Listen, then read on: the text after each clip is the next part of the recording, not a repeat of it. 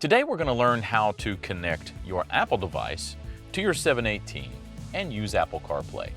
To start the process, you'll get your mobile device and then plug in your provided Apple cable. Now it's USB-C-A, not USB-C, in a 718, and then plug it into your mobile device.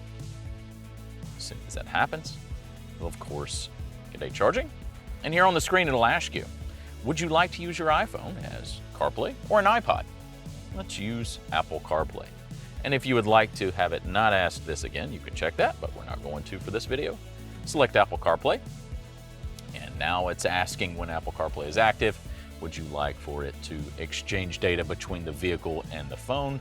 And that's okay. So we're going to select Accept. Now on the mobile device, it's going to ask you, allow Apple CarPlay while your phone is locked. Allow, and there you go. You're now connected to Apple CarPlay in your 718.